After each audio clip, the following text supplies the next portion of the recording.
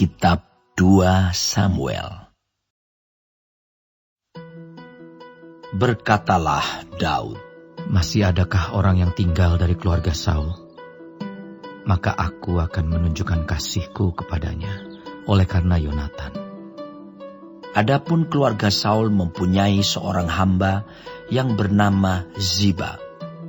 Ia dipanggil menghadap Daud, lalu raja bertanya kepadanya, "Engkaukah Ziba?" Jawabnya, "Hamba, tuanku." Kemudian berkatalah raja, "Tidak adakah lagi orang yang tinggal dari keluarga Saul? Aku hendak menunjukkan kepadanya kasih yang dari Allah." Lalu berkatalah Ziba kepada raja, "Masih ada seorang anak laki-laki Yonatan yang cacat kakinya." Tanya raja kepadanya. "Di manakah ia?" Jawab Ziba kepada raja, "Dia ada di rumah Makir bin Amiel di Lodebar." Sesudah itu Raja Daud menyuruh mengambil dia dari rumah Makir bin Amiel dari Lodebar. Dan Mephiboset bin Yonatan bin Saul masuk menghadap Daud. Ia sujud dan menyembah. Kata Daud, "Mephiboset." Jawabnya, "Inilah hamba, tuanku." Kemudian berkatalah Daud kepadanya, "Janganlah takut, sebab aku pasti akan menunjukkan kasihku kepadamu oleh karena Yonatan ayahmu. Aku akan mengembalikan kepadamu segala ladang Saul nenekmu, dan engkau akan tetap makan sehidangan dengan aku." Lalu sujudlah Mephiboset dan berkata, "Apakah hambamu ini sehingga engkau menghiraukan anjing mati seperti aku?" Lalu raja memanggil Ziba, hamba Saul itu, dan berkata kepadanya, "Segala sesuatu yang adalah milik Saul dan milik seluruh keluarganya, kuberikan kepada cucu tuanmu itu. Engkau harus mengerjakan tanah baginya. Engkau, anak-anakmu dan hamba-hambamu, dan harus membawa masuk tuayannya, supaya cucu tuanmu itu ada makanannya. Mephiboset, cucu tuanmu itu, akan tetap makan sehidangan dengan aku." Ziba mempunyai 15 orang anak laki-laki dan 20 orang hamba. Berkatalah Ziba kepada raja, "Hambamu ini akan melakukan tepat seperti yang diperintahkan tuanku raja kepadanya." dan Mephiboset makan sehidangan dengan Daud sebagai salah seorang anak raja. Mephiboset mempunyai seorang anak laki-laki yang kecil, yang bernama Mikha. Semua orang yang diam di rumah Ziba adalah hamba-hamba Mephiboset. Demikianlah Mephiboset diam di Yerusalem, sebab ia tetap makan sehidangan dengan raja. Adapun kedua kakinya timpang.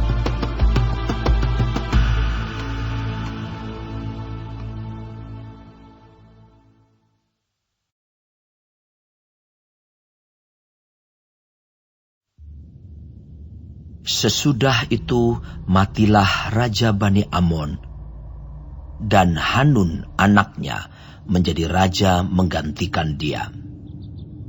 Lalu berkatalah Daud, "Aku akan menunjukkan persahabatan kepada Hanun bin Nahas, sama seperti ayahnya telah menunjukkan persahabatan kepadaku." Sebab itu Daud menyuruh menyampaikan pesan turut berduka cita kepadanya dengan perantaraan pegawai-pegawainya karena kematian ayahnya.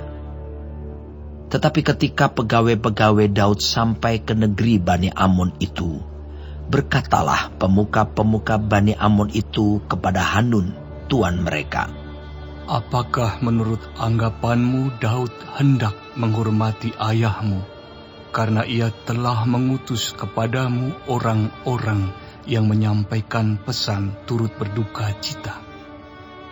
Bukankah dengan maksud untuk menyelidik kota ini untuk mengintainya dan menghancurkannya, maka Daud mengutus pegawai-pegawainya itu kepadamu. Lalu Hanun menyuruh menangkap pegawai-pegawai Daud itu. Disuruhnya mencukur setengah dari janggut mereka dan memotong pakaian mereka pada bagian tengah sampai pantat mereka. Kemudian dilepasnya mereka. Hal ini diberitahukan kepada Daud, lalu disuruhnya orang menemui mereka, sebab orang-orang itu sangat dipermalukan. Raja berkata, "Tinggallah di Yeriko sampai janggutmu itu tumbuh. Kemudian datanglah kembali." Setelah dilihat Bani Amon bahwa mereka dibenci Daud, maka Bani Amon itu menyuruh orang menyewa dari orang Aram Bet Rehob dan orang Aram dari Zoba 20.000 orang pasukan berjalan kaki, dari raja negeri Maaka 1.000 orang, dan dari orang-orang Top 12.000 orang. Ketika Daud mendengar hal itu, disuruhnyalah Yoab maju dengan segenap pasukan pahlawan. Lalu Bani Amon maju, diaturnya barisan perangnya di depan pintu gerbang, sedang orang Aram dari Zoba dan dari Rehob dan orang-orang Top dan Maaka ada tersendiri di padang. Ketika Yoab melihat bahwa serangan itu mengancam dia dari depan dan dari belakang, maka dipilihnyalah sebagian dari orang pilihan Israel. Lalu ia mengatur barisan mereka berhadapan dengan orang Aram itu. Selebihnya dari rakyat itu ditempatkannya di bawah pimpinan Abisai, adiknya, yang mengatur barisan mereka berhadapan dengan Bani Amon itu. Lalu berkatalah Yoab, "Jika orang Aram itu lebih kuat daripadaku, maka haruslah engkau menolong aku. Tetapi jika Bani Amon itu lebih kuat daripadamu, maka aku akan datang menolong engkau. Kuatkanlah hatimu, dan marilah kita menguatkan hati untuk bangsa kita, untuk kota-kota Allah kita. Tuhan kiranya melakukan yang baik di matanya." Lalu Yoab dan tentara yang bersama-sama dengan dia maju berperang melawan orang Aram, dan orang-orang itu melarikan diri dari hadapannya. Ketika Bani Amon melihat bahwa orang Aram sudah melarikan diri, maka mereka pun larilah dari hadapan Abisai dan masuk ke dalam kota.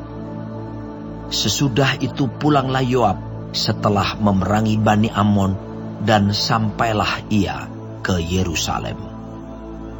Ketika orang Aram melihat bahwa mereka telah terpukul kalah oleh orang Israel, maka berkumpullah mereka bersama-sama.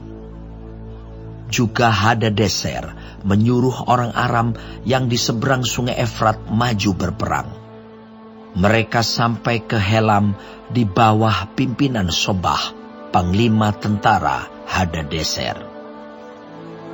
Setelah hal itu diberitahukan kepada Daud, maka dikumpulkannya seluruh orang Israel, diseberanginya sungai Yordan, lalu sampai ke Helam.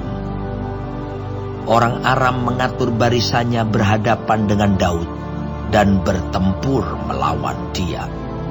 Tetapi orang Aram itu lari dari hadapan orang Israel, dan Daud membunuh dari orang Aram itu 700 ekor kuda kereta dan 40.000 orang pasukan berkuda. Sobah, panglima tentara mereka, dilukainya sedemikian hingga ia mati di sana.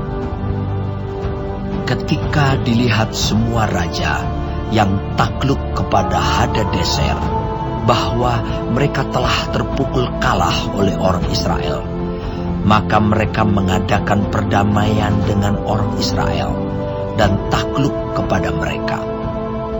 Sesudah itu takutlah orang Aram memberi pertolongan lagi kepada Bani Amon.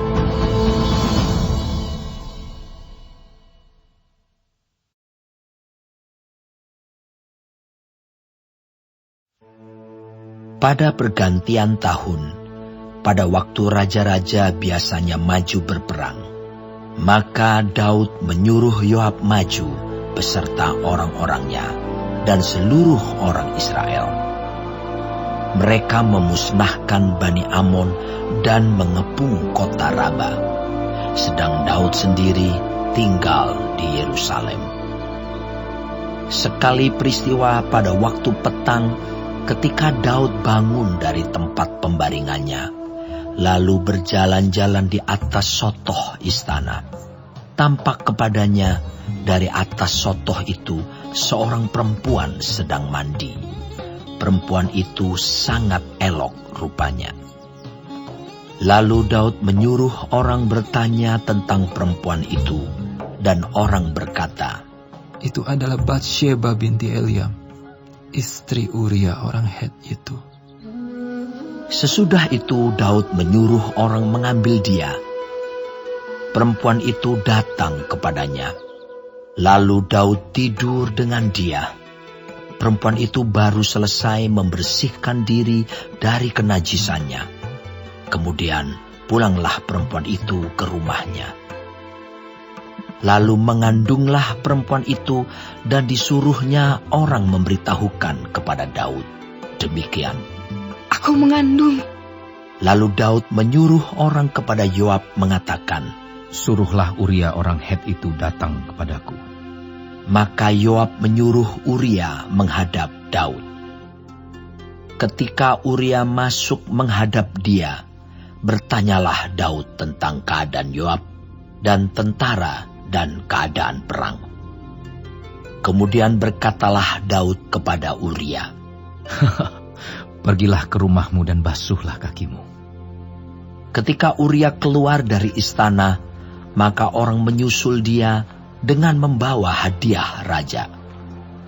Tetapi Uria membaringkan diri di depan pintu istana bersama-sama hamba tuannya dan tidak pergi ke rumahnya. Diberitahukan kepada Daud demikian. Uria tidak pergi ke rumahnya. Lalu berkatalah Daud kepada Uria, Bukankah engkau baru pulang dari perjalanan? Mengapa engkau tidak pergi ke rumahmu? Tetapi Uria berkata kepada Daud, Tabut serta orang Israel dan orang Yehuda diam dalam pondok. Juga tuanku Yoab dan hamba-hamba tuanku sendiri berkemah di padang. Masakan aku pulang ke rumahku untuk makan, minum, dan tidur dengan istriku? Demi hidupmu dan demi nyawamu, aku takkan melakukan hal itu. Kata Daud kepada Uria, Tinggallah hari ini di sini. Besok aku akan melepas engkau pergi. Jadi Uria tinggal di Yerusalem pada hari itu. Keesokan harinya, Daud memanggil dia untuk makan dan minum dengan dia. Dan Daud membuatnya mabuk. Pada waktu malam, keluarlah Uria untuk berbaring tidur di tempat tidurnya, bersama-sama hamba-hamba tuannya. Ia tidak pergi ke rumahnya. Paginya Daud menulis surat kepada Yoab dan mengirimkannya dengan perantaraan Uria. Ditulisnya dalam surat itu demikian. Tempatkanlah Uria di barisan depan dalam pertempuran yang paling hebat. Kemudian kamu mengundurkan diri daripadanya, supaya ia terbunuh mati. Pada waktu Yoab mengepung kota Raba, ia menyuruh Uria pergi ke tempat yang diketahuinya ada lawan yang gagah perkasa. Ketika orang-orang kota itu keluar menyerang dan berperang melawan Yoab, maka gugurlah beberapa orang dari tentara, dari anak buah Daud. Juga Uria, orang Het itu, mati. Kemudian Yoab menyuruh orang memberitahukan kepada Daud jalannya pertempuran itu. Ia memerintahkan kepada suruhan itu demikian. Jika engkau sudah selesai mengabarkan jalannya pertempuran itu kepada raja, dan jikalau raja menjadi geram dan berkata kepadamu, mengapa kamu demikian dekat ke kota itu untuk berperang? Tidakkah kamu tahu bahwa orang akan memanah dari atas tembok? siapakah yang menewaskan Abimelek bin Yerubeset? Bukankah seorang perempuan menimpakan batu kilangan kepadanya dari atas tembok, sehingga ia mati di Tebes? Mengapa kamu demikian dekat ke tembok itu? Maka haruslah engkau berkata, juga hambamu Uria, orang Het itu, sudah mati. Lalu pergilah suruhan itu, dan sesampainya ia memberitahukan kepada Daud segala yang diperintahkan Yoab kepadanya. Suruhan itu berkata kepada Daud, orang-orang itu lebih kuat daripada kami, dan keluar menyerang kami di padang. Tapi kami mendesak mereka kembali sampai ke lubang pintu gerbang. Pada waktu itu pemanah-pemanah menembak kepada hamba-hambamu dari atas tembok, sehingga beberapa dari hamba raja mati. Juga hambamu Uria, orang Het itu, sudah mati. Kemudian berkatalah Daud kepada suruhan itu, beginilah kau katakan kepada Yoab, janganlah sebal hatimu karena perkara ini, sebab sudah biasa pedang makan orang ini atau orang itu. Sebab itu perhebatlah seranganmu terhadap kota itu, dan runtuhkanlah itu. Demikianlah kau harus kuatkan hatinya. Ketika didengar istri Uria bahwa Uria suaminya sudah mati, maka merataplah ia karena kematian suaminya itu. Setelah lewat waktu berkabung, maka Daud menyuruh membawa perempuan itu ke rumahnya. Perempuan itu menjadi istrinya dan melahirkan seorang anak laki-laki baginya. Tetapi hal yang telah dilakukan Daud itu adalah jahat di mata Tuhan.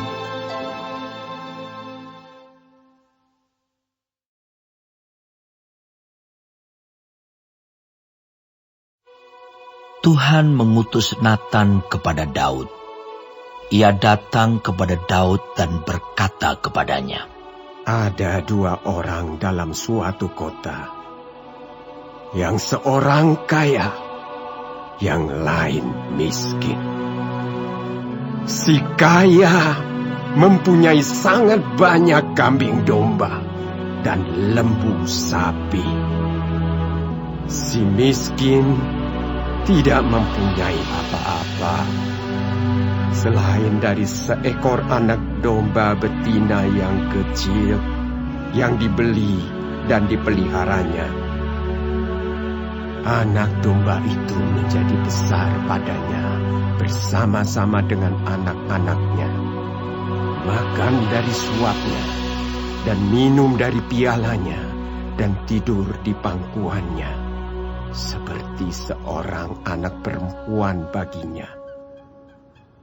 Pada suatu waktu, orang kaya itu mendapat tamu, dan ia merasa sayang, mengambil seekor dari kambing dombanya atau lembunya untuk memasaknya bagi pengembara yang datang kepadanya itu.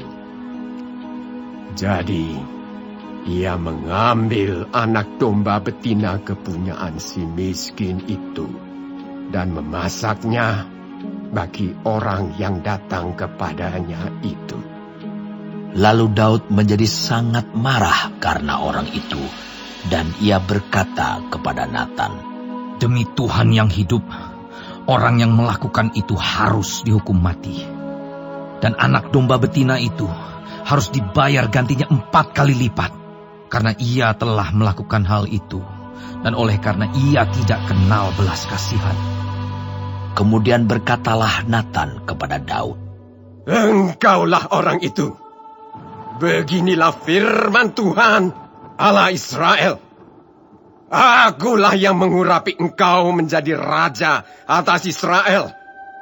Dan akulah yang melepaskan engkau dari tangan Saul. Telah kuberikan isi rumah tuanmu kepadamu, dan istri-istri tuanmu ke dalam pangkuanmu. Aku telah memberikan kepadamu kaum Israel dan Yehuda. Dan seandainya itu belum cukup, tentu ku tambah lagi ini dan itu kepadamu. Mengapa engkau menghina Tuhan dengan melakukan apa yang jahat di matanya? Uria, orang Het itu, kau biarkan ditewaskan dengan pedang. Istrinya kau ambil menjadi istrimu, dan dia sendiri telah kau biarkan dibunuh oleh pedang Bani Amon. Oleh sebab itu, pedang tidak akan menyingkir dari keturunanmu sampai selamanya, karena engkau telah menghina aku dan mengambil istri Uria, orang Het itu, untuk menjadi istrimu. Beginilah firman Tuhan, bahwasanya malapetaka akan kutimpakan ke atasmu yang datang dari kaum keluargamu sendiri. Aku akan mengambil istri-istrimu di depan matamu dan memberikannya kepada orang lain. Orang itu akan tidur dengan istri-istrimu di siang hari. Sebab engkau telah melakukannya secara tersembunyi, tetapi aku akan melakukan hal itu di depan seluruh Israel secara terang-terangan. Lalu berkatalah Daud kepada Natan, "Aku sudah berdosa kepada Tuhan." Dan Natan berkata kepada Daud, Tuhan telah menjauhkan dosamu itu. Engkau tidak akan mati. Walaupun demikian, karena engkau dengan perbuatan ini telah sangat menista Tuhan, pastilah anak yang lahir bagimu itu akan mati. Kemudian pergilah Natan ke rumahnya, dan Tuhan menulahi anak yang dilahirkan bekas istri Uria bagi Daud, sehingga sakit. Lalu Daud memohon kepada Allah oleh karena anak itu. Ia berpuasa dengan tekun, dan apabila ia masuk ke dalam, semalam-malaman itu ia berbaring di tanah. Maka datanglah kepadanya para tua-tua yang di rumahnya untuk meminta ia bangun dari lantai. Tetapi ia tidak mau. Juga ia tidak makan bersama-sama dengan mereka. Pada hari yang ke-7 matilah anak itu. Dan pegawai-pegawai Daud takut memberitahukan kepadanya bahwa anak itu sudah mati. Sebab mereka berkata, "Ketika anak itu masih hidup, kita telah berbicara kepadanya, tetapi ia tidak menghiraukan perkataan kita. Bagaimana kita dapat mengatakan kepadanya, anak itu sudah mati? Jangan-jangan ia mencelakakan diri." Ketika Daud melihat bahwa pegawai-pegawainya berbisik-bisik, mengertilah ia bahwa anak itu sudah mati. Lalu Daud bertanya kepada pegawai-pegawainya, "Sudah matikah anak itu?" Jawab mereka, "Sudah." Lalu Daud bangun dari lantai, ia mandi dan berurap dan bertukar pakaian. Ia masuk ke dalam rumah Tuhan dan sujud menyembah. Sesudah itu pulanglah ia ke rumahnya, dan atas permintaannya dihidangkan kepadanya roti, lalu ia makan. Berkatalah pegawai-pegawainya kepadanya, "Apakah artinya hal yang kau perbuat ini? Oleh karena anak yang masih hidup itu, engkau berpuasa dan menangis. Tetapi sesudah anak itu mati, engkau bangun dan makan."